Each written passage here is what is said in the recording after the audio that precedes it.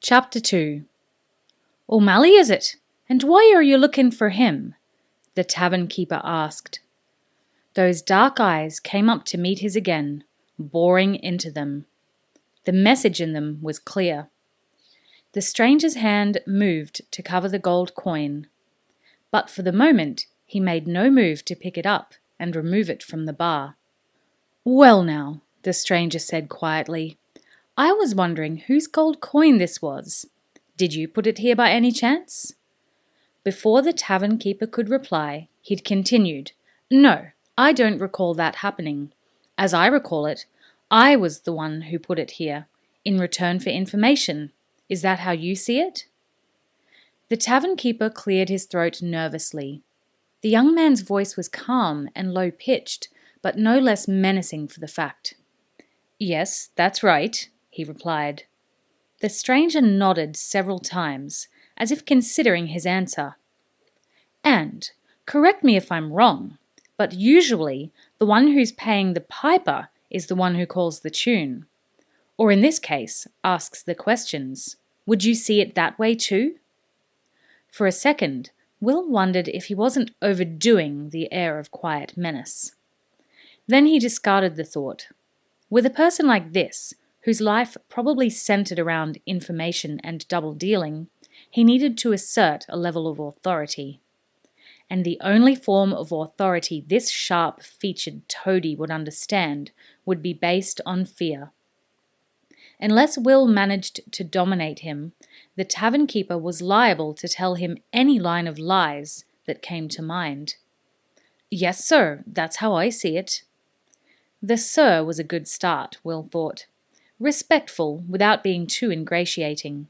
He smiled again. So, unless you'd like to match my coin with one of your own, let's keep it that I'm asking and you're answering. His hand slid away from the gold coin once more, leaving it gleaming dully on the rough surface of the bar. The Black O'Malley, is he in tonight? Ratface allowed his gaze to slide around the tavern, although he already knew the answer. He cleared his throat again. Strange how the presence of this young man seemed to leave it dry. No, sir, not yet. He's usually in a little later than this. Then I'll wait, Will said. He glanced around and his gaze fell on a small table set away from the other patrons. It was in a corner, a suitably unobtrusive spot, and it would be out of the line of vision of anyone entering the tavern. I'll wait there. When O'Malley arrives, you won't say anything to him about me, and you won't look at me, but you'll tug on your ear 3 times to let me know he's here. Is that clear? Yes, sir, it is. Good. Now. He picked up the coin and the sax knife, and for a moment, the tavern keeper thought he was going to reclaim the money. But he held it on edge and sliced carefully through it, cutting it into 2 half circles. 2 thoughts occurred to the tavern keeper. The gold must be awfully pure to cut so easily, and the knife must be frighteningly sharp to go through it with so little effort. Will slid 1 half of the gold piece across the bar. Here's half now as a gesture of good faith. The other half, once you've done as I ask. The tavern keeper hesitated for a second or so. Then, swallowing nervously, he claimed the mutilated half-gold piece. Would you be wanting anything to eat while you wait, sir? He asked. Will replaced the other half of the gold coin in his belt purse, then rubbed his fingers and thumb together.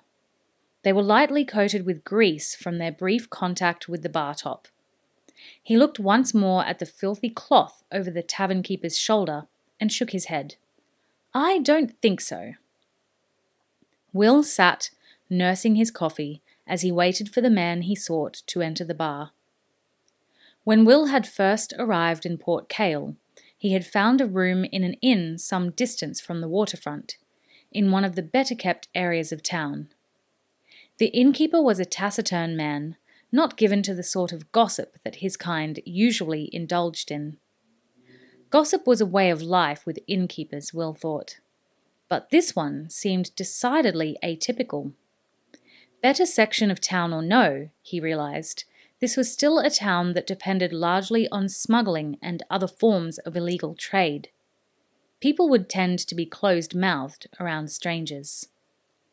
Unless a stranger offered gold, as Will did. He'd told the innkeeper that he was looking for a friend, a large man with long grey hair, dressed in a white robe and attended by a group of some 20 followers. There would be 2 among them who wore purple cloaks and wide-brimmed hats of the same colour, possibly carrying crossbows. He'd seen the truth in the innkeeper's eyes as he described Tennyson and the remaining Genovesan assassins. Tennyson had been here all right.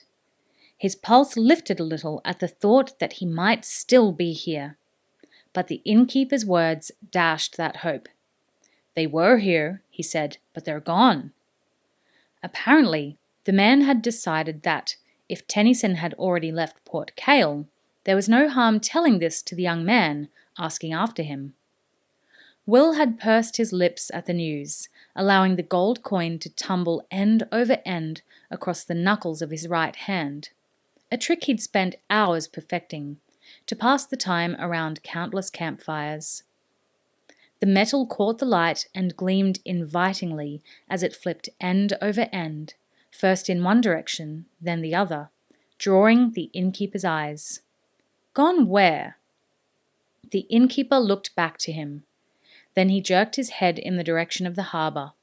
Gone over the sea. Where to? I don't know. Any idea who might know? The innkeeper had shrugged. Your best bet would be to ask the Black O'Malley. Happened that he might know. When there's folk looking to leave in a hurry, he's often the one who'll accommodate them. A strange name. How did he come by it?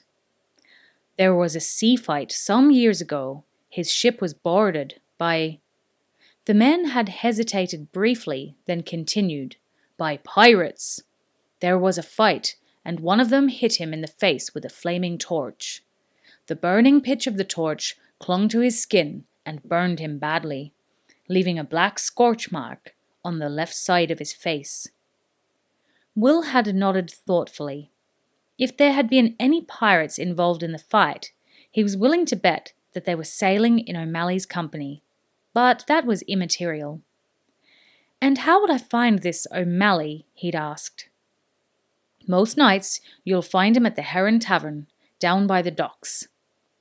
The innkeeper had taken the coin, and as Will turned away, he'd added, It's a dangerous place.